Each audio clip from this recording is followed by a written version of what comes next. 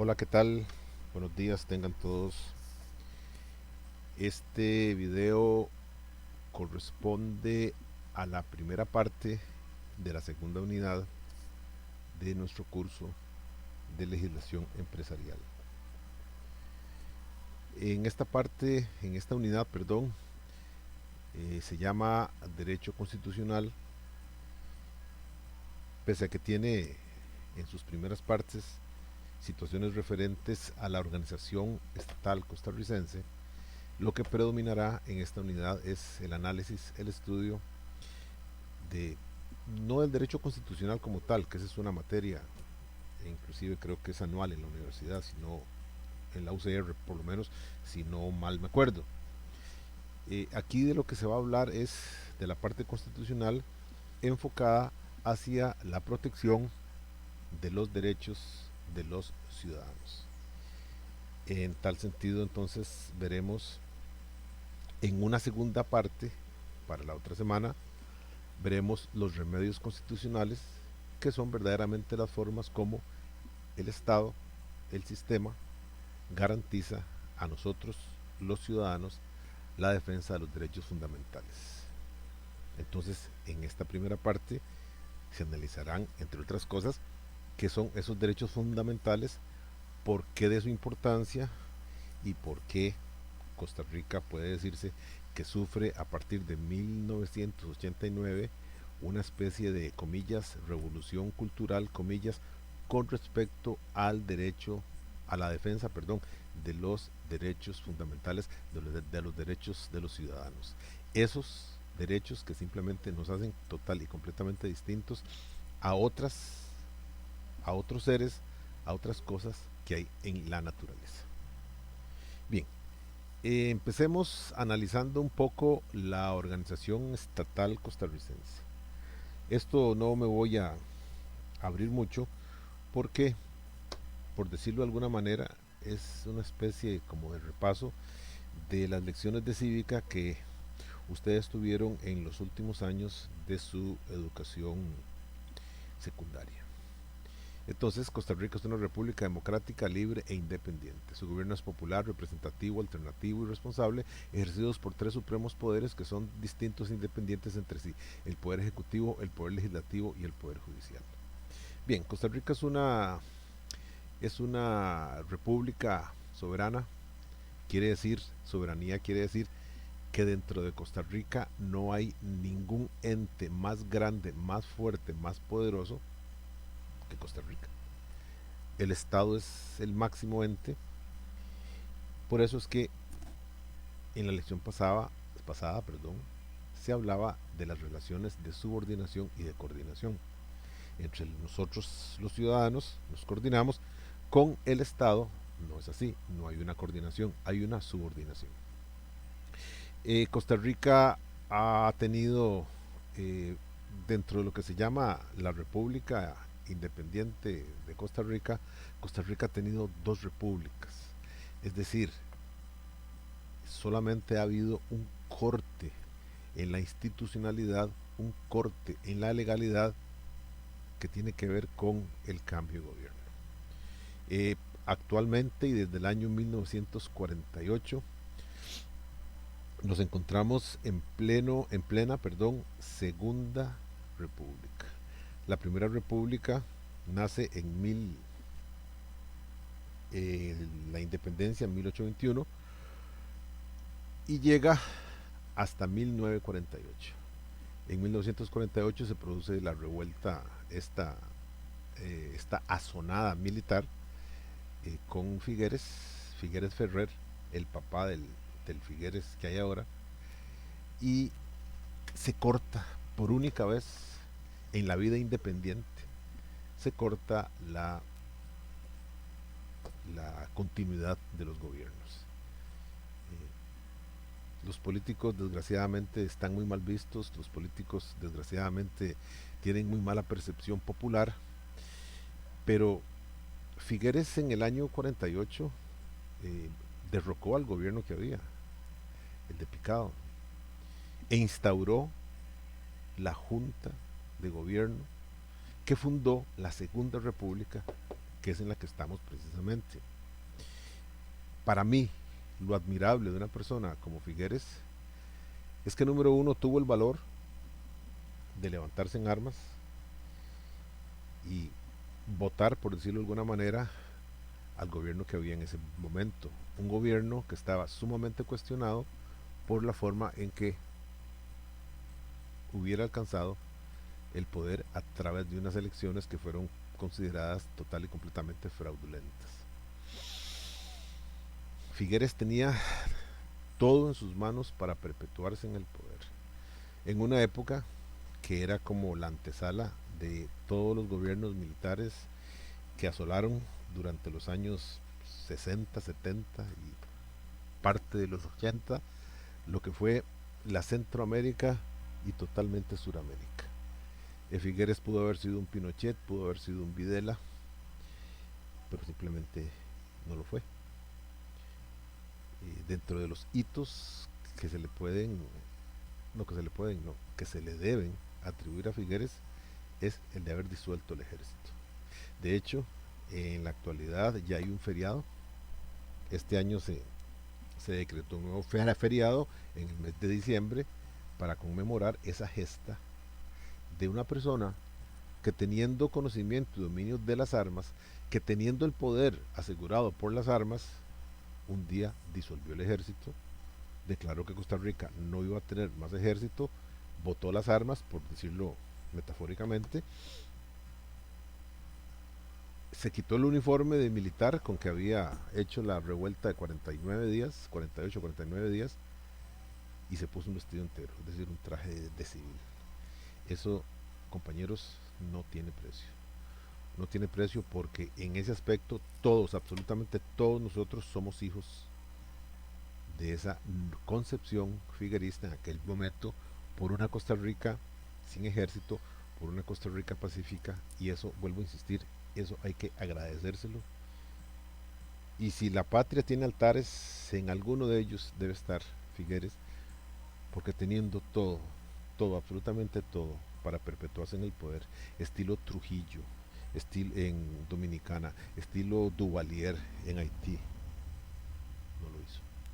Y 18 meses después de haber asumido el poder, 18 meses después de haber sentado las bases de una Costa Rica que está ahora, como por ejemplo el ICE, la Caja de Seguro Social, que ya él no la fundó, pero sí la, la impulsó más, el ICE, todo este tipo de instituciones de las cuales hoy gozamos y que nuevamente están siendo amenazadas, después de haber hecho eso, después de haber sentado las bases de la Segunda República, aquí estamos. Y durante todo ese tiempo no hemos tenido problemas en lo que es elección de gobiernos, y con mayor o menor gracia los gobiernos se han ido sucediendo uno a uno, uno a uno, uno a uno. Inclusive Costa Rica, caracterizándose eh, por hacer actos que dejan historia, nombró a la primera mujer presidenta de la República, como fue el caso de doña Laura Chinchilla. Bien o mal, como lo hizo, como llevó el gobierno, su gobierno, perdón, con los actos de corrupción que hubo o que no hubo, eso es harina de otro costal. Simplemente doña Laura fue la primera mujer presidenta de la República en el país, lo que refleja lo que es Costa Rica, una nación donde tal vez con más o menos fuerza todos tienen oportunidad. Inclusive oye uno las intervenciones de los diputados que hay ahora y uno dice qué pérdida de dinero pagarle a un tipo de esos para que llegue a la Asamblea Legislativa a hacer eso. Bien, pero esos son los males de la democracia. Tenemos una democracia, vivimos dentro de una democracia y la vida sigue total y completamente. Eh, ya he dicho que Costa Rica tiene tres poderes: el ejecutivo, el legislativo y el judicial. En orden de prioridad están igual, pero, pero el poder más, más, más descollante es el poder legislativo. Porque el poder legislativo, que son 57, está conformado por 57 diputados, es la más plena manifestación de democracia. Tanto es así que la misma Constitución lo dice, la soberanía radica en la Asamblea Legislativa, que es la representación de esas 57 personas. Que hay vicios, que ya el sistema de elección de las personas que van a ser diputados está corrupto, que ya no sirve, que debería cambiarse, eso estoy totalmente de acuerdo. Que no llegan los mejores, eso es un mal de la democracia. Si no sería una plutocracia, que es el gobierno de los cultos, o de la aristocracia de los que tienen más poder y los que tienen más cultura. A la Asamblea Legislativa llega, perdón la expresión, cualquier patas vueltas. Y de hecho, desgraciadamente, esta Asamblea Legislativa está llena de eso. Se saturó de personas, y en esto no los voy a descalificar por su por su por su religión, pero se llenó de protestantes. Y el problema de esos protestantes es que tienen capacidad para administrar a su leal saber y entender la palabra que ellos dicen que es de Dios, pero cuando trasladan todo eso a un sistema político civil, ahí es donde están los enormes y graves problemas. Lo que se ha pasado en esta Asamblea Legislativa es una denodada lucha por imponer concepciones ideológicas, por un lado políticas y por otro lado religiosas, y de eso no ha resultado absolutamente nada bueno. Pero sin embargo, vuelvo a insistir, de los tres poderes, la Asamblea Legislativa es el más importante porque en él radica la soberanía del pueblo. Luego tenemos el poder ejecutivo, que es el que administra, por decirlo de alguna forma, las leyes, es el que ejecuta esas leyes que emite el poder legislativo, que esa es su principal función, hacer leyes. Y por último tenemos el poder judicial, que es el que se encarga de aplicar las leyes, aplicarlas en el sentido de cuando alguien se aparta del recto camino, pues se va por ese lado. Y además, como las leyes brindan soluciones, es quien se encarga, el Poder Judicial, de aplicar esas soluciones. Esas son las controversias civiles, las controversias laborales, familiares, para eso está el Poder Judicial. Costa Rica también se rodeó a partir de las revueltas de Figueres de un Tribunal Supremo de Elecciones. Una de las instituciones nacionales de mayor prestigio y que verdaderamente tiene en sus manos una situación verdaderamente importante, cuál es el resultado de las elecciones expresadas por el voto popular. Se le asemeja, sin serlo obviamente, se le asemeja a un cuarto poder, y de hecho en aspectos protocolarios, cuando se suman los poderes del país, está el del Poder Ejecutivo, que es el presidente de la República, que está el del Poder Legislativo, que es el presidente de la Asamblea Legislativa, está el del Poder Judicial, que es el presidente del Poder Judicial, e invitan siempre, para que esté a la par, al presidente del Tribunal Supremo de Elecciones. Con lo que, entonces, podríamos estar hablando de que se trata casi que de un cuarto poder. Esto es simplemente para reflejar la importancia que tiene, pero solamente hay tres poderes, constitucionalmente solamente hay tres poderes, pero la importancia que tiene el Tribunal Supremo de Elecciones es enorme, enorme. Bien, el poder Ejecutivo está compuesto por el Presidente de la República, dos vicepresidentes, un gabinete de ministros nombrados por el mismo Presidente de la República. Acto seguido, en este párrafo que estamos en la página 4, nos habla de esa historia que les conté ahora sobre el año 49 y la revolución del 49, que apenas duró, del 48, que duró 48 días, y que al final de cuentas lanzó las bases de lo que hoy es la Segunda República y es prácticamente el país tal y como lo tenemos en la actualidad. Dice, de tal manera se separa la vida constitucional costarricense en dos grandes repúblicas, la primera que va de 1821 hasta 1949 y la segunda va que del 49 a la fecha.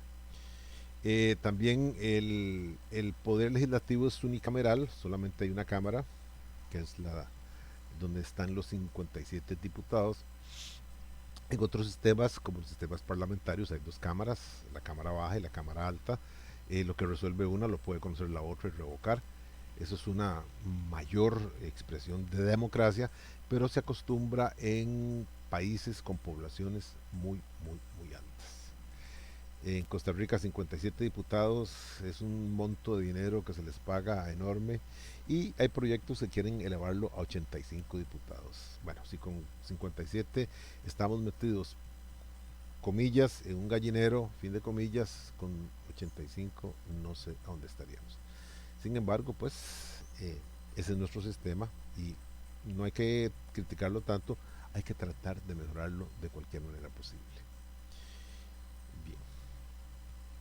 Bien. El Poder Judicial está compuesto por la Corte Suprema de Justicia, así se llama, que es la reunión de los 17 magistrados que conforman las cuatro salas que, perdón, con los 22, disculpen, no son 17, son 22 magistrados propietarios que conforman eh, las cuatro salas en que se divide la Corte Suprema de Justicia. Entonces la suma de esos 22 magistrados es la Corte Suprema de Justicia como tal. Son cuatro salas, las tres primeras están conformadas por 5 magistrados propietarios y la cuarta, la sala cuarta, está conformada por 7 magistrados. La diferencia es que lo que conoce la sala es mucho. Mucho en el sentido de que no hay tribunales constitucionales. Por ejemplo, la sala tercera, que es la sala que se encarga únicamente de conocer los asuntos penales, no conoce todos los asuntos penales, conoce únicamente los asuntos penales que tienen recurso de casación, que son muy pocos, muy especializados, muy especializados, pero son muy pocos. Porque las leyes procesales pues hacen una especie de embudo y llega a conocimiento de los magistrados solo los casos más fuertes, los casos de condenas muy grandes, etcétera. El menudo, por decirlo de alguna manera, el menudillo, queda en manos de los juzgados, ya sean penales o de los tribunales superiores penales. Pero en cuanto a la sala constitucional, no hay tribunales constitucionales en ninguna parte del país, solamente existe la sala constitucional. Entonces la sala constitucional tiene que estar formada, por un mayor número de magistrados, dos más, porque en definitiva la carga que soporta, la carga que resuelve es muy grande. La sala constitucional empezó en el año 89 y en el año 10 años después, por ejemplo, había una estadística que decía que de 100 recursos de amparo, la sala conocía 70 y rechazaba puertas, o sea, no le daba curso, lo rechazaba en la puerta 30. 30 años después, la, la proporción esta se invirtió. La sala conoce solamente el 30% de 100 recursos y el otro 70% los rechaza ad portas. ¿Cuál es la razón? Que la cultura constitucional ha crecido desde el año 89.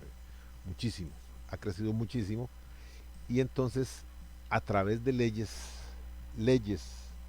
no tratados y no la propia constitución, leyes se ha ido desarrollando una defensa de los derechos básicos de los ciudadanos. Entonces, la sala lo rechaza porque dice hay una ley que encarga a estos tribunales de resolver ese asunto. Se invirtió y hoy la sala concentra muy poco. Por ejemplo, no ha podido quitarse de ninguna manera el conocimiento de los asuntos, principalmente por concepto de amparo, que le llegan por motivos de salud. Es el caso de una persona con un padecimiento X que llega a la caja de seguro social y en la caja de seguro social lo atienden y le dan una cita para operarlo para dentro de 8 años. Lo más seguro es que no llegue, no soporte los 8 años Entonces se plantea un recurso de amparo y la sala acoge el recurso de amparo, por lo general los acoge y le ordena a la sala que en 3 meses disponga cuando van a operar a la persona. Esto porque desgraciadamente pues la salud no se le puede, a las enfermedades y a los males que atacan la salud no se les puede decir espérese por favor que dentro de 8 años me ve. El punto es muy sencillo, si usted tiene el dinero suficiente usted puede ir a un hospital privado, gasta una millonada y perfectamente lo pueden estar operando si es del caso a la semana siguiente. Pero esa ventaja la tiene la minoría. En Costa Rica la mayoría acude a la Caja de Seguro Social. La Caja de Seguro Social maneja un volumen altísimo de consultas, de tal manera que sus listas de espera son demasiado amplias. Entonces, si alguien no quiere o no cree soportar la espera para una intervención quirúrgica, plantea un recurso de amparo siempre que se demuestre que está en riesgo su salud, está prácticamente en riesgo su vida, es muy probable que obtenga ganancia judicial en ese caso, y que la sala constitucional le ordene a la Caja de Seguro Social una intervención dentro del tiempo. Y la caja entonces verá a ver cómo hace. Saca tiempo extra, no sé, hará algo para que esa persona sea intervenida quirúrgicamente en el menor tiempo posible. Esos recursos pues prácticamente solo los ve la sala y otros más, pero por lo general la gente plantea el recurso y la sala lo deriva, le dice vaya a discutirlo a otro lado. Por ejemplo, vean este ejemplo. Una persona, una mujer, tiene un hijo y la mujer es soltera. El padre biológico en un primer momento duda de que ese niño sea de él, entonces rechaza la, la, la, la, la inscripción, el reconocimiento del niño, y la dama tiene que acudir a la ley de paternidad responsable. En la ley, con esta ley se hacen los estudios del caso y efectivamente el niño proviene de la persona esta en cuestión. Entonces simplemente se ordena la inscripción como padre y ahí empiezan a regir las cuestiones legales que tienen que ver con eso, principalmente lo que es la manutención del menor. Entonces estamos hablando de la aplicación de una norma, de una temática alimentaria. Resulta que el, el padre biológico es una persona que tiene un excelente trabajo, es asalariado fijo y tiene ingresos de, qué sé yo, pongámoslo, 2.500.000 colones al mes. Pero con esos 2.500.000 colones le entrega a la madre para su hijo apenas 100.000 colones al mes para gastos. Porque el tipo plantea la siguiente ecuación. ¿Qué puede estar gastando un niño, pongámosle que tiene un año de edad mientras duró todo el proceso, qué puede estar gastando esta persona con un año de edad que no se satisfaga con 100.000 colones? Y sí, supongo que la leche, si es que tendrá leche especial, etcétera, etcétera, no es, qué sé yo, en el mejor de los casos, no le pongamos 100, pongámosle 200, pero no pasa de allí. Ahora, si el niño estuviera enfermo, si el niño tuviera un padecimiento, para eso está la caja de seguro social, lo que sea. Entonces el tipo solo entrega 100.000 colones. Y la madre siente que ella tiene, que el niño tiene derecho a más. Si el papá gana 2.500.000, ella considera que lo mínimo que le puede dar el papá para el hijo son 500.000 colones al mes. Pero el padre le dice que no, que jamás, que ese niño no ocupa 500.000 colones mensuales. Entonces la ama dice, no, esto es un problema muy serio, está afectando a mi hijo y plantea un recurso de amparo. Un recurso de amparo porque el niño tiene derecho a una mejor opción de vida, lo cual es cierto. Eh, como veremos más adelante, parte de los derechos están en eso, en mejores condiciones de vida. La sala lo conoce y normalmente, casi con un 100% de fiabilidad, va a rechazar el recurso. Lo va a rechazar a portas, es decir, se rechaza en la puerta, no se le deja pasar. ¿Por qué? Y la razón es porque existe una ley que se llama Ley de Pensiones Alimentarias que trata el tema. Entonces, si la madre considera que el niño necesita más, vaya a un juzgado de pensiones alimentarias y plantee la debida acción alimentaria para que el padre cancele 500.000 colones. Allí es donde se va a discutir, así, en menudo se va a discutir si el niño requiere, necesita 500.000 colones al mes para sobrevivir o menos. Y eso lo plantea un juez de alimentos y su fallo lo conoce, lo puede revisar en apelación un juez de familia. Pero esa es la razón por la cual ha habido una culturización constitucional y poco a poco la sala ha ido reordenando todo este tipo de cosas con la idea de que ellos se especialicen en asuntos que son de mera vena constitucional, como es esta defensa de los derechos básicos que mientras no tengan una tutela legal deben ser conocimiento de la sala constitucional. Bien, en cuanto al punto segundo, dice normas constitucionales que fundamentan los derechos individuales y las garantías sociales. Bien, dice la Constitución política es el marco ideal para consignar el elenco de derechos fundamentales que los ciudadanos tienen ante la inmensidad del Estado. Aquí la idea es la siguiente, la idea es que ustedes deben plantearse que si enfrentamos una imagen del Estado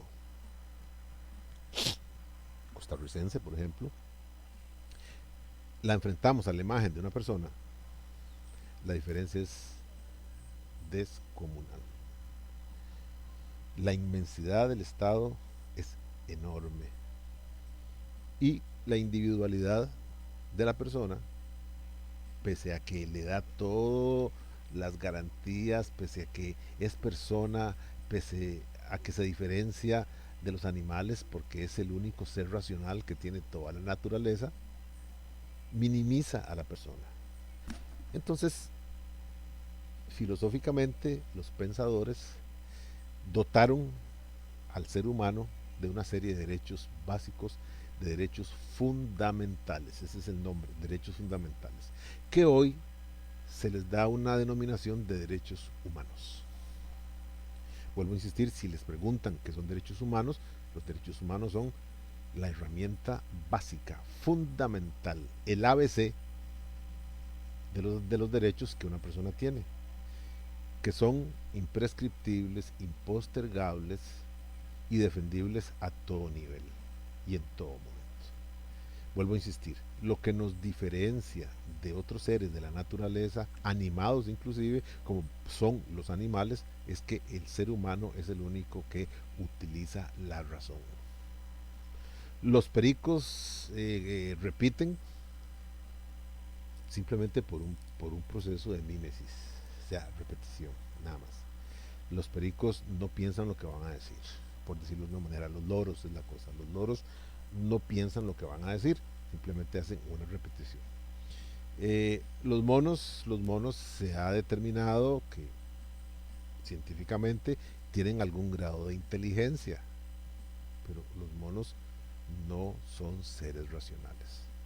Hubo una discusión hace muchos años en la Edad Media entre un clérigo y un científico, el científico alegando que prácticamente el mono era un ser humano, porque sentía por su mirada, por inclusive por su apariencia, eh, muy parecida al hombre. De hecho, si nos vamos a analizar lo que es la descendencia genética y todo lo demás, pues yo no digo ninguna barbaridad si manifiesto que el hombre como tal desciende de los monos. Y sí, efectivamente, si lo analizamos en esa escala, sí, el ser humano en algún momento bajó de los árboles, se enderezó, perdió pelo y aquí estamos. Pero por todo lo demás, es cierto que los monos tienen los brazos más largos, pues que tienen cola, pero esos son particularidades que la misma selección natural les impone. El hombre vive en el piso, el hombre vive, es bípedo, está caminando, el hombre no vive en los árboles. Si el hombre viviera en los árboles, tendría cola. tendría los brazos distintos para poder guindarse y estilo Tarzán andar de árbol en árbol. Pero vuelvo a insistir, este es el elenco de derechos fundamentales que las personas, por ser personas, tenemos, conocidos como derechos humanos. También es importante que ustedes sepan que aquí se forma una gran confusión, una gran discusión también, porque el concepto de derechos humanos nace en Europa. Nace en Europa por los antes de 1800, cuando se hablaba de la Revolución Francesa. Revolución Francesa que hablaba de fraternidad, humanidad. Entonces, en la Revolución Francesa se recoge, los pensadores ya recogen este concepto de derechos humanos y individualizan la persona y la dotan de estos derechos mínimos, fundamentales y básicos para su desarrollo como persona. Esto es lo que se conoce como la primera generación de derechos humanos. La primera generación de derechos humanos. Luego, conforme pasó el tiempo, tal vez poco después, se habla de una segunda generación de derechos humanos, que ya no es en la apreciación del hombre como ser individual, sino en la apreciación del hombre, de la persona, como ser social. Entonces ya no se habla de la vida de la persona, sino que se habla del desarrollo de la familia de la persona, del trabajo de la persona, de las condiciones de la persona. Aquí ya estamos en una segunda etapa. Posteriormente hay una tercera etapa que cambia, entonces ya inserta al hombre ya no en su vida social, sino prácticamente lo hace partícipe de más derechos frente a los exigentes retos que tiene en la actualidad. Les cuento un caso para que puedan ustedes darse cuenta de esto. Hace varios años, la SUGEF, que es la Superintendencia General de Valores, ordenó a todos los bancos privados y públicos actualizar los datos de todos sus clientes.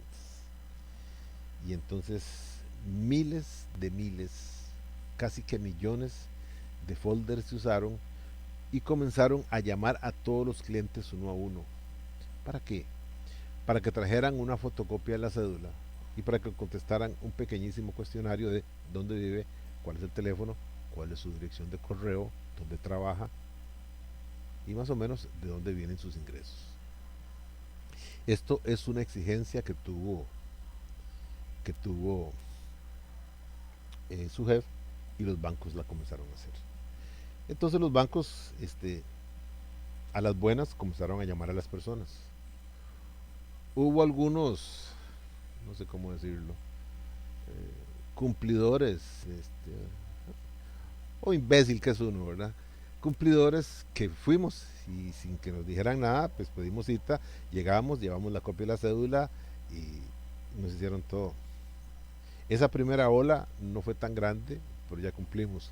Entonces vino una segunda ola, y perdonen si dije que imbécil que es uno, porque para la segunda ola ya no hacía falta la exigencia, sino que ahora que había que ponerle dulce y chocolate a esa exigencia.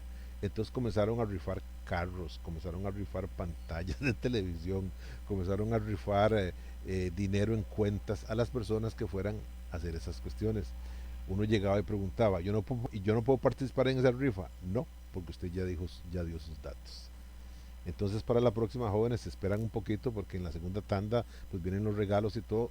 ¿Y qué sucede? Que alguien se va a sacar el bendito carro, tal vez de uno, que alguien se va a sacar la pantalla, que alguien se va a sacar la computadora, que alguien va a obtener la rifa de la cuenta con 1 millón de colones, una cosa así. Sí, está bien. Alguien se la va a sacar. Tal vez ese día se alinearon 10.000 planetas y le tocó a uno ganarse eso. Pero en realidad pues no importa. Bien. Entonces, una vez que se pasó esa segunda ola, los bancos ya pasaron a la parte de duda. Salieron del baile y pasaron al masazo. Y lo que los bancos dijeron fue, bueno, a las personas que no han venido se les da un X tiempo, un par de meses, una cosa así. y si no vienen, se cerrarán las cuentas. Ya mucha gente fue con este nuevo mazazo, pero siempre quedó un grupo de rebeldes, un grupo de inconformes que no va, no le importa. Pero a este tipo de gente se le cerró la cuenta, ya sea de ahorros, sí, normalmente una cuenta de ahorros, se le cerró por no acudir. Y entonces alguien se enojó mucho porque le habían cerrado la cuenta. Cuando se enojó y habló con el banco le dijo, es más, si usted nos da todos sus datos ahora, le volvemos a hacer reapertura de la cuenta. Y siempre tiene que haber alguien, ¿verdad? Que soy yo, y primero yo, y segundo yo, y tercero yo. Si alguien dijo, no, no lo voy a hacer, porque no me lo debieron haber hecho. Y planteó un recurso de amparo. Y aquí es a donde voy. El recurso de amparo fue declarado con lugar, o sea, fue aceptado. Porque los magistrados de la Sala Constitucional dijeron que en los niveles de tecnología que existen actualmente, todas las personas, todas las personas se ven compelidas a utilizar una cuenta bancaria, principalmente para el depósito de salarios. Piensen que ustedes son trabajadores, que ustedes eh, padecen de esa rebeldía, de esa soberbia de que soy yo, primero yo y segundo yo. Van ustedes a trabajar, perfecto, les dan el trabajo y les van a decir, perfecto, ¿a qué cuenta? O deme un número de cuenta de ahorros para hacerle el depósito de sus salarios. Y usted dice, no, es que yo no tengo cuentas. Y me dan un cheque y me lo dan a mí. Pues podría haber gente que lo acepte. Podría. Pero la mayoría le van a decir, lo lamento mucho. O nos da un número de cuenta o no trabaja con nosotros. Y los sistemas operativos, los sistemas hacen que los salarios y ese tipo de situaciones de pagos se hagan mediante depósitos a cuentas corrientes. Entonces, esta persona, la sala manifestó que todos necesitamos de una cuenta de ahorros por lo menos.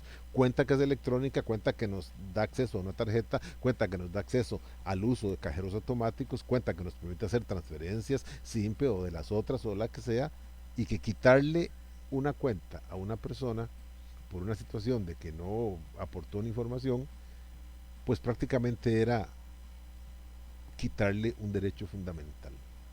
Con esto cierro diciendo que prácticamente si nos ponemos a leer en letra fina este, este fallo constitucional, lo que la sala dijo pues es que tener una cuenta es un derecho humano. Entonces vean cómo se ha ido desarrollando los derechos humanos, uno a uno, uno a uno, uno a uno. Se habla de que todavía existe una cuarta categoría de derechos humanos. Esto apenas está en, ¿cómo se llama? Está en desarrollo y es un poco atrevido, o atrevida, perdón, porque lo que plantean los pensadores es que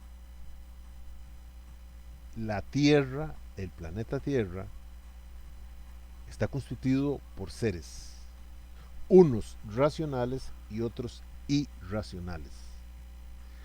Estos irracionales son los animales, de los cuales el hombre, el ser humano, se nutre, los prácticamente que los cosecha, los cría para luego aprovecharse de ellos y prácticamente no se deja nada.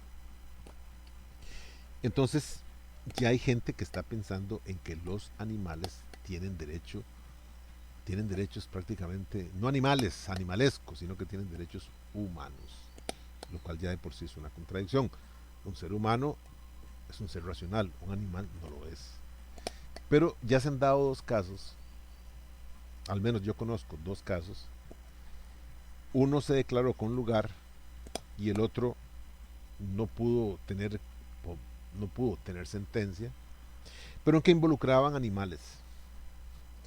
El primero de los casos que inclusive tiene sentencia y a su favor es el caso que se dio en Argentina por un animal que estaba en un zoológico. Este animal que estaba en un zoológico público, una asociación defensora de los derechos de los animales y ecologistas y todo este, todo este entramado, planteó un recurso constitucional, no sé cómo se llamará en Argentina, pero aquí el homólogo es un recurso de amparo, basado en que este animal necesitaba, parece que es un animal de fríos extremos, y que este animal lo tenían en una jaula donde pegaba el sol y era caliente y todo lo demás. Se llevó el asunto, la corte que trata estos temas en Buenos Aires, en Argentina, lo vio, una corte federal, y falló a favor del animal. Y obligó al zoológico en cuestión a hacerle un habitáculo que fuera frío. Es decir, supongo que pusieron unos equipos de congelamiento o no sé cómo sería el asunto para que este animal se acercara más a lo que era verdaderamente su hábitat. Y pues ese es un éxito para, para este grupo ecologista porque logró que el animal pasara pues de otras condiciones. En Costa Rica hubo un caso similar, solo que este caso no llegó a finalización. No sé si ustedes se acuerdan, tal vez hagan un poco de memoria, si cuando eran niños sus padres los llevaron al zoológico, al Simón Bolívar en San José. Eh, Pese a que mis hijos se criaron en Limón, aunque fueron ensamblados en San José, no fueron nacidos en San José, ensamblados en Limón 2, pero los 4 nacieron en San José. Resulta que cuando estaban pequeños, tiempo de escuela, era una costumbre, qué sé yo, una vez al año, llevarlos al zoológico Simón Bolívar. A ver lo que no ha cambiado, porque supongo que no ha cambiado desde que yo pues prácticamente tengo uso y razón. Cuando yo estuve en la universidad tenía que hacer el TCU e hice el TCU en un grupo, un trabajo comunal que era con parques nacionales. Entonces yo trabajé en muchos parques nacionales y no solo 300 horas, hice muchísimo más porque cuando terminé mis 300 horas, el, el profesor a cargo del TCU, que era un biólogo, me pidió que si lo asistía, y a partir de ahí, creo que fue a partir de tercer año o segundo año de la universidad, y por 4 creo, yo fui asistente y me ganaba 600 colones al mes. Me daban un cheque por 600 colones al mes. Y por ser horas estudiante y todo lo demás, no tenía que pagar matrícula, lo cual era un alivio para la, la billetera de papá. Bien, entonces yo trabajé en el zoológico. Me acuerdo que en el zoológico eh, trabajamos allí, me acuerdo de Beto. Beto el Danto estaba entrando a mano izquierda. Yo le di comer, yo lo bañé alguna vez. Esas eran las tareas que nos ponían a hacer allí. Pero había un león, ¿se acuerdan? Un león que era el león Kibú. Era un león flaco y feo. Ese león estuvo toda su vida encerrado en esa jaula. Ese león ya estaba, era un venerable anciano. Entonces creo que es Apreflofa, algo así es como se llama, tiene un nombre muy particular. Esta asociación, una asociación ecologista, planteó un recurso de amparo a favor de ser viviente no animado. Perdón, de ser viviente no racional. O sea, a favor del león Kibú. Y lo planteó porque el león ya estaba, ya era un anciano. Entonces ya la jaula en que estaba, el ambiente que estaba, ya no era para él. Entonces, eso se dio una disputa entre la asociación que tenía a su cargo, o la fundación creo que es, que tenía a su cargo el zoológico, y esta otra Apreflofas. Creo que querían, los primeros eran guardarse al león, y los segundos sacar al león, llevárselo y mandarlo a una jaula, pues jaula completamente distinta, sabiendo que ya no existe la menor posibilidad de reinsertar ese animal en la naturaleza, porque ha pasado toda su vida entre 4 barrotes. Al final de cuentas entiendo que la sala acogió, o no sé cómo estuvo el asunto porque la noticia ahí la perdí, pero la sala acogió el recurso y la fundación del Bolívar, del Parque Bolívar, dándose cuenta que por lo menos en ese aspecto pues tenía razón el reclamo, porque León no estaba en un ambiente adecuado, se lo llevaron, creo que se lo llevaron para el Soave o u otro parque parecido que está, creo que por razón de Alajuela por allí, o Santana, no tengo muy claro, ya eso fue hace bastante tiempo, y le dieron un espacio muchísimo más amplio, inclusive el espacio tenía zacate, porque el otro era cemento nada más, con una casita para cuando lloviera, pero antes de que la sala conociera algo más, el león falleció. Kibú estaba muy viejo, ya era geriátrico, y simplemente pues lo sacaron de allí, lo sacaron, se lo llevaron para el otro lado, y en cuestión de días falleció. Entonces la sala, al haber fallecido el león, el ser, el ser no racional, pues para qué iba a entrar a resolver el asunto. Pero son ya aspectos que van sembrando el, el sendero, que van abriendo camino, perdón, y por allí va a ir la nueva generación de derechos humanos que ya tienen que ver más con los animales que con las personas. Bien, en nuestra constitución política, volviendo al tema, en nuestra constitución política, lo relativo a los derechos humanos está previsto, está contemplado. Por lo menos recuerden, lo he dicho, que nuestra constitución política data de 1949, 1949, diciembre de 1949, que era precisamente la época en que estaba en auge la primera generación de derechos humanos y la segunda. Entonces Costa Rica los recoge y los forma en dos capítulos que están en la constitución política. El primero es los derechos individuales y el segundo es las garantías sociales. Esos dos, vuelvo a insistir, conforman las dos primeras grandes etapas, generaciones de los derechos humanos, y nosotros los tenemos en nuestra constitución política. Dice, por derechos individuales debe entenderse que el conjunto de derechos básicos o fundamentales que incumben a las personas desde su óptica particular, es decir, personal, individual, y que no pueden ser objeto de restricciones por los gobernantes, siendo esta la razón por los cuales se les eleva el rango de derecho fundamental y se consignan en la Constitución política. Luego, por garantías sociales, se contemplan aquellos preceptos constitucionales que regulan los principios de instituciones sociales que tienen como objetivo proteger, tutelar, reivindicar a las personas, grupos o sectores de la sociedad más vulnerables, ya sea social, cultural o económicamente, teniendo en cuenta los criterios de justicia social y bienestar colectivos para lograr su incorporación al acceso común y su convivencia con las demás clases sociales dentro de un orden jurídico. Aquí yo quiero que recuerden que la utopía de nuestra constitución es que todos los ciudadanos estemos por sobre un nivel bajo, no económico, pero me refiero a un nivel de reconocimiento, un nivel de posibilidades, un nivel de facilidades. Nuestra universidad es el máximo ejemplo de eso. Nuestra universidad tiene más del 80% de sus estudiantes becados.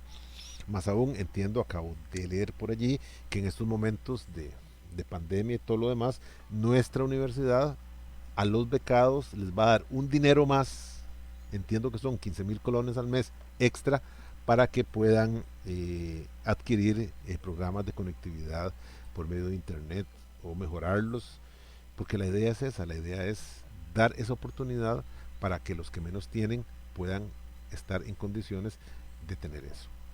La oportunidad que todos ustedes tienen, que yo tuve, yo la aproveché, yo entré a la Universidad de Costa Rica, yo gané mi examen de admisión y me licencié en Derecho en 1900, ¿qué? En 1981, 81, 82, ya no me acuerdo. Me egresé en Derecho, aprovechando, pues obviamente, las ventajas que el Estado social costarricense me dio. Yo soy de kindergarten público, de escuela pública, de colegio público y de universidad pública. Ese es mi agradecimiento hacia este maravilloso país por haberme permitido hacer eso. Mis hijos fueron de escolar, preescolar, escolar y, y secundaria privadas y terminaron en la Universidad de Costa Rica, ya no por una cuestión de que fuera más o menos barata, sino porque es la mejor universidad que existe en Costa Rica, en Centroamérica y la cuarta en Latinoamérica. Así es que, como verán, ese es el sistema de país maravilloso que tenemos, con todos sus bemoles y todos sus problemas, pero sigue siendo un país maravilloso. Bien, en cuanto a los derechos individuales de las personas, están retratados aquí a partir de la página 6. Entonces se habla de la libertad, se habla de la vida, de la libertad de tránsito, de la intimidad. Y por favor, en intimidad no me diga lo que me dijo un estudiante, que es el derecho a mantener relaciones con otra persona sin que nadie se dé cuenta. No, no es eso. La intimidad significa que las comunicaciones, los documentos privados y el secreto de las comunicaciones escritas, orales o de otro tipo son básicas. Es un derecho básico porque las mismas son inviolables. De tal manera que se eleva a delito el que yo abra una carta que va dirigida a otra persona, el que yo, qué sé yo, haga algo tecnológico para grabar conversaciones que no van para mí, el que yo, y ahora con mayor fuerza, el que yo me meta al correo de, ¿cómo se llama?, de otra persona, de una tercera persona, y me meta a observar el correo, le robe la clave y me meta a ver qué están mandando y todo. Esos son delitos. Así es que novios y novias que sean celosos o celosas, cuidado. Si se meten a travesear en el teléfono, en el computador de su pareja y entran a estas cuestiones personales, cometen un delito, porque todas esas comunicaciones son inviolables. Entonces la ley penal lo respalda configurando una falta, un delito, la violación de lo anterior. Tenemos también la libertad de asociación, la de reunión, petición y resolución, libertad de opinión, libertad de expresión y acceso a la información. Igualdad ante la ley, que es el artículo 33, las garantías procesales y por último, en caso de propiedad privada. Estos son, ahí están señalados, inclusive están con su artículo correspondiente a la par. Estos son pues los derechos básicos fundamentales individuales. Atención, se refieren a la persona en su plano individual. Es también importante lo que dice antes de eso, al finalizar este primer listado, porque dice, es del caso indicar que este listado constitucional es de tipo abierto, porque con el desarrollo de los derechos humanos en instrumentos jurídicos de naturaleza internacional tratados, se puede afirmar que el listado de tales derechos individuales crece constantemente. Así, hoy es dable incluir dentro de los derechos individuales de primer grado el derecho a formar una familia, al disfrute de un nivel de vida adecuado, a participar en la vida cultural y el derecho al desarrollo de la personalidad. Este último es interesante porque se abre de tal manera que yo no sé dónde estará el límite. Y les voy a poner un ejemplo. La semana pasada, la ministra de Educación envió a todos los centros escolares, bueno, a todos los centros educativos públicos y privados, una directriz que es de acatamiento obligatorio. Y la directriz lo que manifiesta es que a partir de ese momento son nulas todas las cláusulas, todas las situaciones en que se impongan restricciones a ciertas particularidades de los seres humanos, como por ejemplo, y lo hacen resaltar así, como por ejemplo el tamaño, el color, la forma en que se lleva el cabello. En los colegios, eh, a mí me tocó hacerlo porque eh, la cooperativa dueña del colegio así lo pidió. Se estableció reglamentariamente que los varones no pueden llevar el pelo del tamaño que pase el cuello de la camisa. Ahí ya se lo tenían que cortar. o que también se montara sobre las orejas. Recuerden que bueno, sepan que en la cooperativa en que yo trabajo está conformada por personas que son padres, entonces no quieren a sus hijos peludos. Y sí, hay problemas. Luego también se regló que en el caso de las mujeres no se permitía el teñido del pelo, ya fuera de un color, de dos, de tres en adelante. Esto porque el argumento que se utilizó es que eh, es una situación muy temprana y que los estudiantes en estos momentos están en un proceso de formación de su personalidad. Entonces lo que se les quería imponer es la visión de nosotros, ya los adultos cansados, que nos gusta tener el pelo corto, en el caso de los hombres. Y las mujeres, pues que les gusta, pues en su momento llevarlo de un color o un color parecido.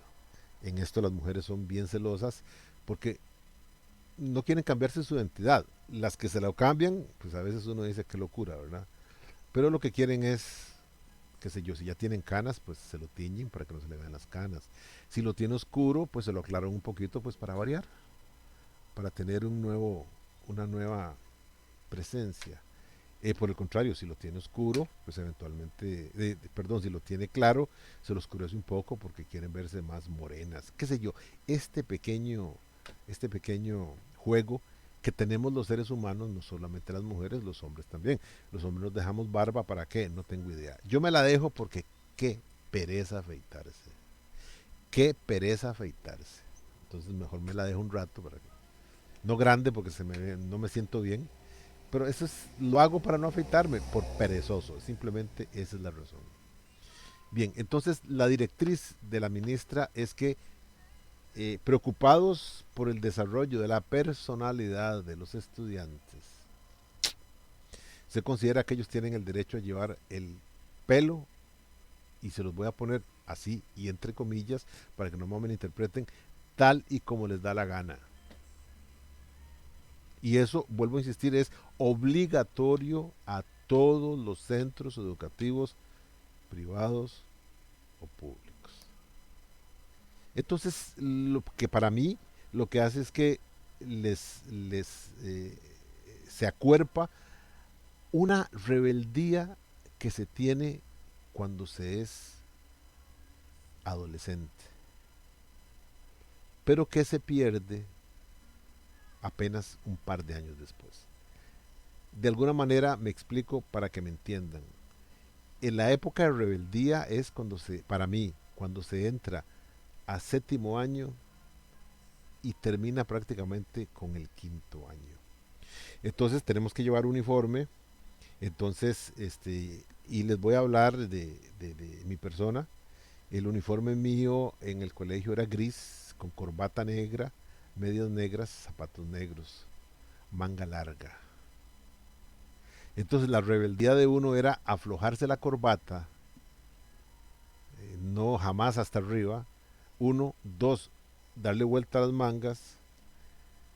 Tres, y esa a mí me encantaba, era ponerme medias grises. Porque para mí se veían más bonitas las medias grises con zapato negro y pantalón gris. Era pura rebeldía. Cuando llegaban los profesores y pasaban lista, lo paraban a uno y le decían levántese el pantalón y le ven las medias grises, iba a observación. Y mamá ya estaba cansada de esas observaciones. Pero era rebeldía, punto. Yo tuve compañeros que se ponían un rulo en el pelo, un rulo que le daban las hermanas que era delgadito para que el pelo no se montara sobre la camisa, el cuello de la camisa. Y otro tipo de cosas. Me acuerdo que en el barrio donde yo vivía pasaban los buses de los distintos colegios privados y pasaban los buses que recogían a un colegio de monjas. Y mientras estábamos ahí esperando el bus por espacio de 10 minutos, una cosa así, las chiquillas andaban con la enagua, qué sé yo, 4 dedos encima de la rodilla. Y cuando venía el bus en el que venían las monjas, uno las veía donde le daban vuelta, 1, 2, 3 vueltas a la pretina de la enagua para que la enagua bajara hasta más abajo de la rodilla. simplemente eran cuestiones de rebeldía. Pero ¿por qué digo que era rebeldía? Porque cuando se llega a la universidad y ese es el espejo que son ustedes ahora, ya esas cosas no se dan. En la universidad ustedes llegan y yo no he visto pelo, bueno, tal vez un par de ocasiones, pero yo no veo esas rebeldías. Ya entramos en una etapa como que empezamos con la madurez. Entonces, que tenga el pelo largo, que no tenga largo, no importa. No he visto damas con 7 colores de pelo, no. Tampoco he visto damas en la universidad con pelos, con el... Ah, bueno, vi una, sí. Tuve una, que de un momento a otro apareció con el pelo rojo. Pero eso en la universidad pasa, porque ahí ya se dice que no se está formando a nadie, ya la gente viene formada. Entonces no sé qué va a pasar después de ahora con la generación que entrará a la universidad, estamos en el 20, la generación que entre a partir del 25, los que están ahora en primer año, porque allí van a tener toda la libertad del mundo para andar su pelo, que es algo distintivo, y yo no sabía, perdón, yo no sabía que el tamaño, el color, el estilo en que yo use el pelo era un rango que caracterizaba a mi personalidad. Yo no sé, yo sigo pensando que todas sus locuras en forma de vestir y cuestiones de esas mueren el día que los llamen a la primera entrevista de trabajo. Ese día se cortan el pelo, ese día se cambian, ese día no vuelven a andar con tenis, ese día no andan en sandalias. Una cosa es la comodidad y otra cosa es y es la formalidad. Eso yo lo entiendo. Pero que la comodidad marque la personalidad de mi vida, no. Pero en fin, son decisiones que se toman en el colegio e insisto, es parte de este elenco de derechos humanos, como pueden ver, que dice el derecho al desarrollo de la personalidad. También por ahí va aquello de que ahora la polémica que hizo que saliera el primer ministro de Educación, cuando el tipo dijo que, perdón, había que hacer en todos los colegios baños neutros. Y por eso las fuerzas de oposición basadas en la religión eh, hizo lo que hizo, paralizaron el país prácticamente para sacarlo del gobierno por haber puesto eso. ¿Qué tiene que ver que haya baños neutros? Es más, en la casa, en nuestras casas hay baños neutros. Eh, en mi casa no hay un baño para mi esposa y otro para mí. Y no hay un baño para mi esposa y mi hija, que son mujeres, y otro baño para mi persona y mis 3 hijos, que somos varones, ¿no? Es, el baño se usa como sea, lo único es que esté limpio nada más. Pero en fin, esto es parte de toda esta belleza que se llama Costa Rica. Luego, Costa Rica dice, la constitución política incluye un título de derechos y garantías sociales que contienen. Derecho, por ejemplo, está el artículo 50, que es el derecho a un ambiente sano y ecológicamente equilibrado. De aquí ha surgido toda la protección constitucional. Se ha desarrollado una mayor protección constitucional. Cruzitas es un ejemplo de eso. Costa Rica es un sitio donde predominan los parques nacionales y todo eso para tratar de mantener un ambiente sano y ecológicamente equilibrado. La última vez que yo fui al volcán Poás, pues simplemente usted pagaba su entrada, le daban espacio en el garaje, en el parqueo y pase. Si el parqueo estaba lleno no dejaban entrar más gente porque significaba que había mucha gente. Hoy cambió. Hoy para ir al parque, para que el parque no se dañe, para que la naturaleza no se dañe, hoy están contados los accesos. Se hace cita, se paga la entrada y se pide acceso por medios por internet días antes y todo para mantener un equilibrio entre la belleza paisajística del parque y las personas y también para protección de las personas. Bueno, yo estuve allí, trabajé ahí hasta 21 días seguidos, 2 veces y nunca nos pasó nada, pero sin embargo son cuestiones que hay que respetar. También tenemos como una garantía social el derecho a la familia, el derecho al trabajo. Y el derecho al trabajo incluye salario mínimo, jornadas mixtas, descanso, vacaciones pagadas, etcétera, etcétera, etcétera. Sindicalización, convenciones colectivas y otras más. Eh, De hecho, cuando creo que es el otro año que ustedes ya entran a ver laboral, si tengo el gusto de ser profesor de ustedes, pues esto es lo que vamos a ver y nos daremos cuenta que en su momento que estos son derechos pues que están consagrados en la Constitución política, porque el trabajo es algo bien importante y muy cuidadoso para verlo. También con ya encontramos también otros derechos, otras garantías, perdón, sociales, como pueden ser el derecho a un empleo y un salario justo, el derecho a la protección social, el derecho a la vivienda, el derecho a la educación gratuita y de calidad, el derecho a la sanidad, el derecho a un entorno saludable, el acceso a la cultura y el derecho a la alimentación y a la soberanía alimentaria. Es importante verlo de analizarlo, el derecho a la educación gratuita y de calidad, porque en Costa Rica yo pregunto, ¿existe un derecho constitucional a la educación gratuita y de calidad? Y si el asunto hay que manejarlo distinto. Sepan que en Costa Rica el primer ciclo de la educación general básica es obligatorio. Es decir, en Costa Rica, en estos momentos, en el año 2020, los padres de familia, los representantes legales de los hijos, están obligados a matricularlos en preescolar y en escolar. Antes había gente que no hacía el preescolar y entraba directamente a escolar, con los problemas de adaptación que no se vieron en su primer momento. Hoy eso cambió. Hoy, para entrar a primer grado, se tiene que tener concluido el periodo, tiene un nombre, el ministerio lo maneja con un nombre que no me acuerdo, pero es lo que hablamos de preparatoria en preescolar. Entonces, ese es requisito para entrar a primer grado. De primero a sexto grado, eso es lo que es obligatorio. Ya la educación general diversificada, la secundaria, ya no es obligatoria. Y la universidad, mucho menos. Ahora, yo, como les dije, soy un ejemplo de preescolar público, de escuela pública, de colegio público y de universidad pública. En ese sentido, gracias al apoyo de papá, gracias al apoyo de mamá, eh, estudié y aproveché la oportunidad de estudiar. En otros países hubiera estado condenado a ser un trabajador normal y corriente. Y no que eso no quiere decir que no lo sea ahora, pero ser un trabajador manual, porque en otros países la universidad es increíblemente cara.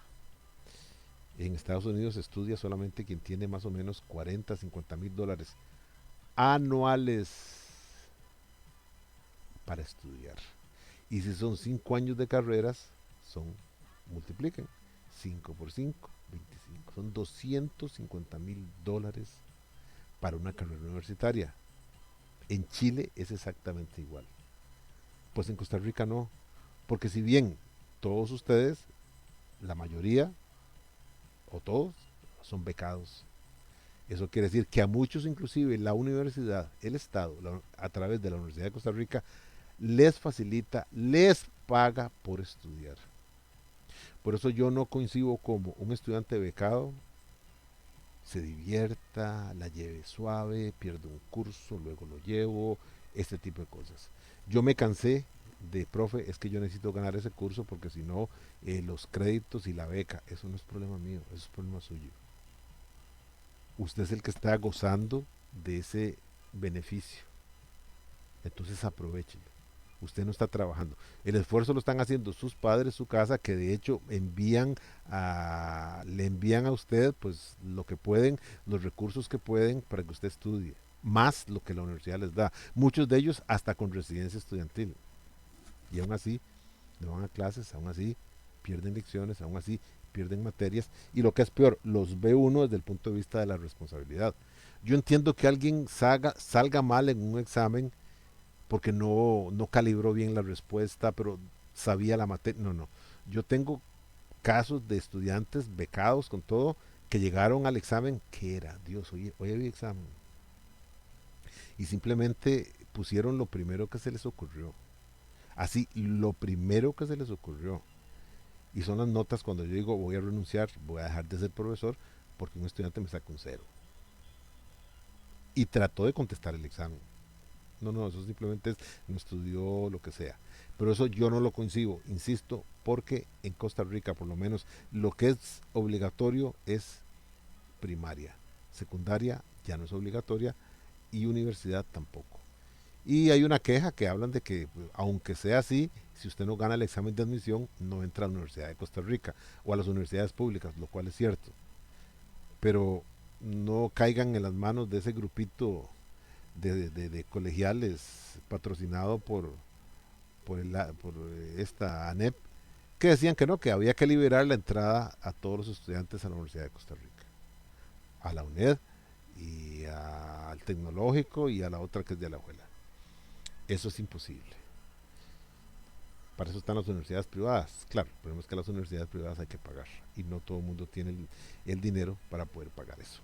Así es que, como pueden ver, jóvenes, estos son las garantías, vuelvo a insistir, que son, en este caso, son garantías sociales, no individuales. Bien. En cuanto al punto 3, que estamos en la página 8, vamos a hablar de las generalidades del derecho constitucional en Costa Rica. Nos vamos acercando cada vez más a la materia que es objeto de esta unidad como tema central. Dice, en el año 1989 se aprobó el funcionamiento de la llamada jurisdicción constitucional por medio de la ley 7135, que vino a marcar un hito en la historia ciudadana nacional, pues por primera vez en la historia de la República se ponía al alcance del ciudadano medio el acceso a la defensa de los derechos fundamentales de una manera fácil, pronta y cumplida. Aquí, en el año 1989, se emite lo que se llamó la Ley Jurisdiccional, Ley de la Jurisdicción Constitucional. Ese es el nombre de la ley. Esa ley es la que crea la Sala Cuarta de la Corte Suprema de Justicia, conocida como Sala Constitucional y popularmente llamada Sala Cuarta. Esto nos cambia completamente el panorama a los costarricenses, porque antes de esta ley siempre han habido recursos de amparo, siempre habían habido recursos de inconstitucionalidad, pero eran de una área sumamente especializada, atendida por escasos abogados muy especializados, lo que hacían que esta defensa fuera algo sumamente costoso, porque la justicia siempre pero la justicia es muy cara en estos aspectos. Entonces, surge en 1989 y lo que esta ley de jurisdicción constitucional lo que hace es que nos pone en la mano a una persona media, de capacidad media, a una persona que prácticamente sepa leer y escribir, que estuvo en el colegio, aunque no lo haya terminado, le permite ejercerlo personalmente la defensa de sus derechos humanos básicos, que son estos que vimos ahora, que son los individuales y los sociales, que tienen que ver con esta persona. Esta ley, insisto, marcó un hito. Esta ley nos cambia el panorama y a partir de ahí, si el tico, el costarricense, era respondón, ahora lo es más. Y aparecen, como siempre, en el habla popular, aparecen términos no conocidos antes, se habla del salacuartazo y la amenaza número uno que tienen los funcionarios públicos, principalmente con sus actuaciones, es: le voy a interponer un salacuartazo. Y ahí cambia el asunto, ahí cambia todo, porque estar en los tribunales es algo que nos da miedo absolutamente a todos, sin ninguna duda. Bien,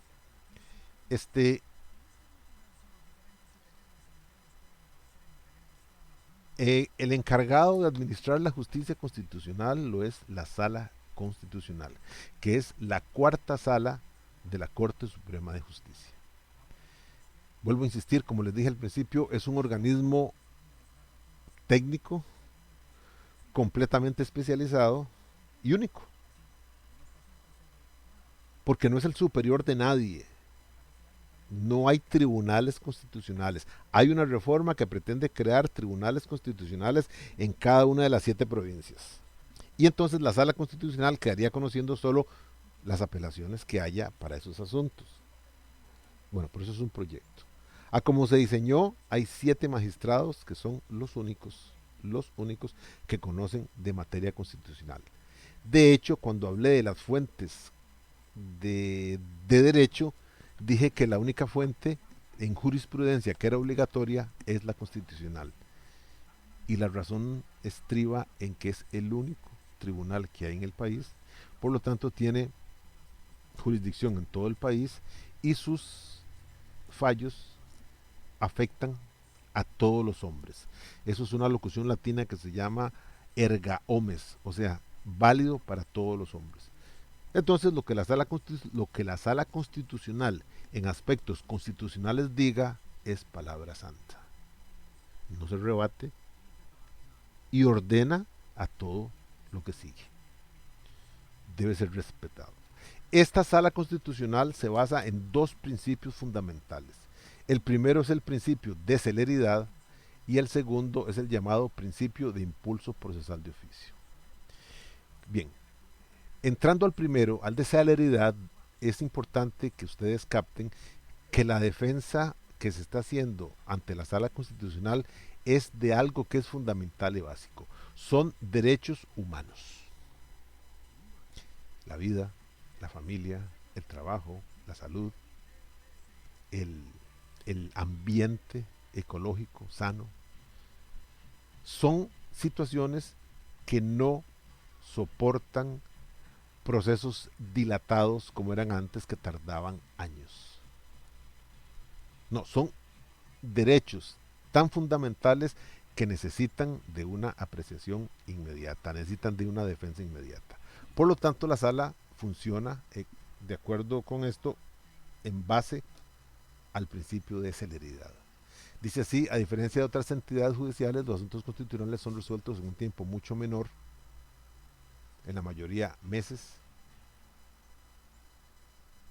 lo cual es una enorme, enorme, enorme ventaja para los ciudadanos, para las personas.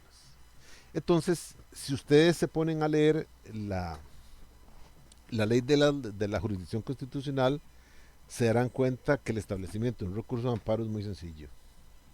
No tiene formalidad alguna, prácticamente no tiene formalidad. Dice la ley que lo único que tiene que hacer el ofendido en sus derechos fundamentales es describir, oigan, por favor atiendan, describir la naturaleza del acto, del hecho, de la resolución que consideren que lesiona algún derecho fundamental que le existe. Y no es que entonces hay que pagarle a alguien para que le busque cuál derecho fundamental está violado, no. Es simplemente decir, por ejemplo, me duele el pie.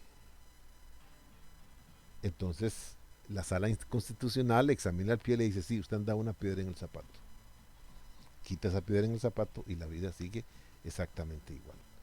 Usted no sabía que era una piedra, usted no sabía que la piedra andaba por el talón, por el marco, por el arco, perdón, o en la planta o en los dedos adelante. Usted sentía que algo le molestaba en el pie. La sala se encarga de ver qué es lo que le molesta.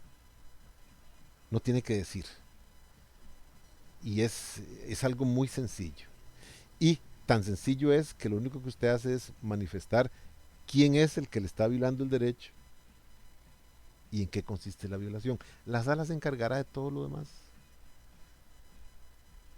pero lo hará en un tiempo muy, muy, muy rápido. De hecho, hay una estadística por allí que habla que la sala constitucional resuelve en aproximadamente 2 meses, lo cual es cierto. A veces, la notificación de la sentencia dura más. Y esto porque, vean por ejemplo que yo no he tenido tiempo todavía, pero yo tengo en mi computador la sentencia que permite a las personas del mismo sexo contraer matrimonio. Es una sentencia que la sala constitucional emitió. Tardó aproximadamente, una vez que acordó declarar con lugar el recurso que habían planteado, esa sentencia tiene aproximadamente 500 páginas.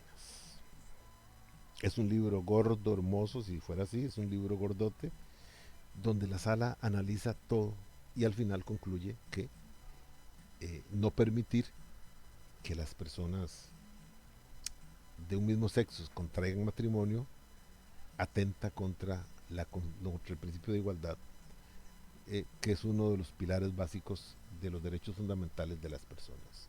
Son 500 páginas. Entonces la notificación, en algunos casos, la notificación del asunto se tarda.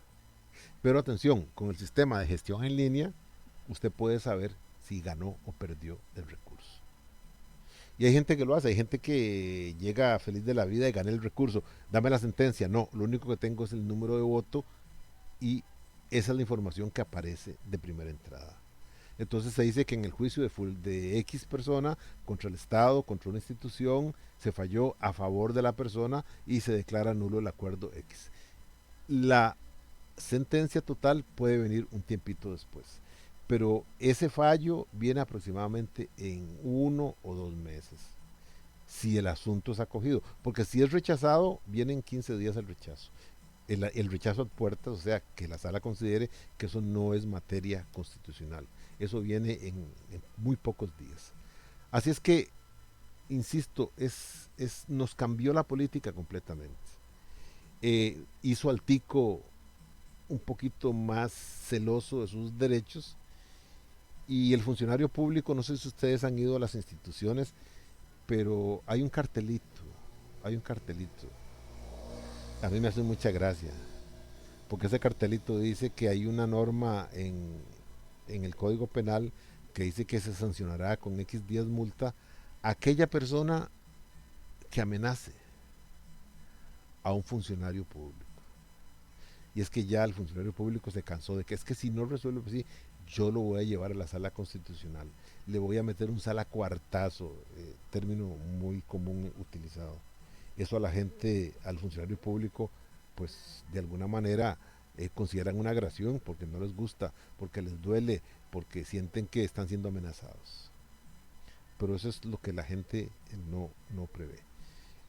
Ahora que está esto de moda de los tráficos y que todo lo demás, me llamó la atención porque la sala constitucional, no sé si a propósito o no, hace poco falló, o sea, eh, sentenció un caso en el cual un policía no permitió que un civil grabara con su teléfono la acción que estaba haciendo. Esto pone de malas a los policías, pone más de malas a los agentes de tránsito. Porque ahora es un derecho mío, la sala ya lo dijo, es un derecho del ciudadano grabar eso. Y recuerden una cosa, en mi generación, en los años en los años 70, en los años 80, había que andar una cámara fotográfica, ojo, cámara fotográfica, para andar tomando fotos. Las fotos, la imagen se congelaba en un rollo de película. Ese rollo de película había que enviarlo a revelar. Y me acuerdo que venían en 12, 24 y 36 cuadros. O sea, el rollo de película alcanzaba para 12, 24 y 36 fotos. Pero sea cual fuere el rollo que uno usara, uno a veces mandaba por 36 fotos y le devolvían 7 u 8, las demás estaban veladas, las otras no habían salido. Era muy cómico. Pero, y vuelvo a insistir, había que andar una cámara. Hoy, hoy, todos los que tenemos un teléfono celular, andamos una cámara. Atención, y no solo de una cámara fotográfica, sino una cámara de video. Entonces hoy la gente cuando le está haciendo un parte, cuando está discutiendo con una autoridad pública, saca el teléfono y comienza a grabar. Eso molesta al funcionario. Pero, insisto, hace 15 días o menos de un mes tal vez, la sala constitucional declaró con lugar un recurso y dijo que es derecho de los ciudadanos grabar a las autoridades públicas en el desempeño de sus funciones. Así es que pues por ese lado hay que tenerlo claro. Pero vuelvo a insistir, con este principio de celeridad, la sala actúa muy, muy rápido. Se trata la defensa de derechos fundamentales que no deben quedar a la espera de fallos judiciales que van en tortuga, vía tortuga, o sea, muy lentos. No, tienen que ser fallos judiciales rápidos. Entonces nos basamos en un primer principio que es el de celeridad. Vuelvo a insistir, aproximadamente 2 meses y se sabe cuál fue la decisión de la Sala Constitucional. Y el segundo es el llamado principio de impulso procesal de oficio. Este es igual de importante que el otro y este es una ventaja que tiene la persona que acude a la Sala Constitucional y que se la desea cualquier otra persona que acuda a una instancia judicial. Lo explico de la siguiente manera. Si usted plantea una denuncia civil, una denuncia de familia, una denuncia penal, no, lo penal no, quitemos lo penal, quedémonos en civil y en familia, que no son materias menos importantes, obviamente, ¿verdad? Pero en esos dos casos, usted plantea la demanda, usted tiene que dejar muy claro contra quién es la demanda, y no solamente eso, sino dónde se puede ubicar a esa persona o esa entidad que es demandada. Y si no lo hace, el tribunal, el juzgado a cargo de la denuncia, le dará a su persona un X tiempo, días, 5 días, para que usted dé una nueva dirección, un nuevo sitio donde encontrar a la persona. Caso contrario, se archiva el asunto. Y si todavía usted lo da otro punto y ahí tampoco se encuentra esa persona, pues prácticamente le cierran el expediente. ¿Por qué? Por imposibilidad de notificarlo. Todo eso, insisto, le corresponde a uno como demandante hacerlo. Cuando su persona acude ante la Sala Constitucional, usted prácticamente señale la autoridad, la entidad a la cual usted está demandando, y la sala se encargará, de acuerdo al contexto de la demanda, del recurso que usted está planteando, se encargará de notificarlo a las personas que correspondan. El caso que yo a menudo pongo es el siguiente. Piensen que usted tiene, cualquiera de ustedes tiene un compañero que pidió beca en la universidad y resulta que le dieron la mejor beca. Resulta que usted está prácticamente en iguales condiciones que ese compañero, qué sé yo, viven en zona no urbana, estuvieron en colegio público, sus padres pues prácticamente viven en el mismo barrio y trabajan en lo mismo, tienen un rango de escolaridad similar, los dos son agricultores, por poner algo, similitudes. Los dos están están en condiciones eh, económicas pues nada holgadas. Los dos piden beca, a uno le dan la mejor y a su persona le dan otra que no es tan buena. Y usted se pregunta por qué. ¿Por qué? Siguiendo una cuestión de cultura básica, se presenta ante la oficina de becas y pregunta, mire, es que a mí me dieron esta beca. Sí, es lo que a usted le corresponde. ¿Pero por qué? Porque es lo que le corresponde. Y úsela bien. O sea, la explicación que le dieron no le satisface. ¿De acuerdo? Entonces, usted dice, yo voy a plantear un recurso de amparo. ¿Pero contra quién?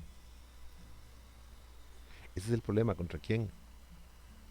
Yo no sé quién es la oficina de becas. ¿Y cómo hago? Y tal vez usted va a la oficina de becas y trata de sacar esa información de que quién es y ya la gente ya está ahí conocedora de eso, entonces no le da la información y usted comienza a quedarse, a quedarse y a quedarse.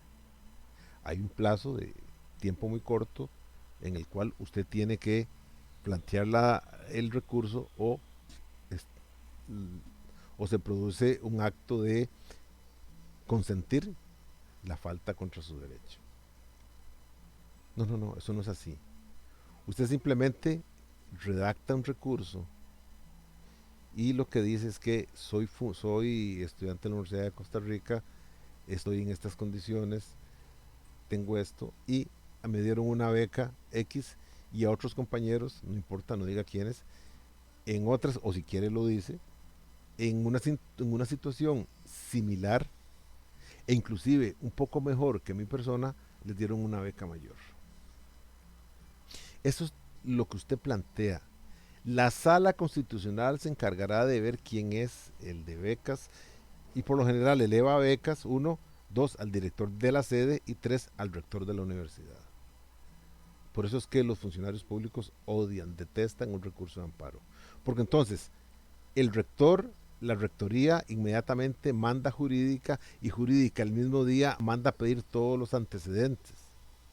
Uno. Dos, el director de la sede, que está en otras cosas, le llega el recurso y se va a molestar porque tiene que hacer exactamente lo mismo. Volver a mandar a pedir todos los atestados, todos los antecedentes para hacer una contestación. Y luego el que sabe, que es el jefe de becas, que no sé quién es, ese va a tener que contestarlo de igual manera. El problema es que tiene que haber una coordinación entre los tres.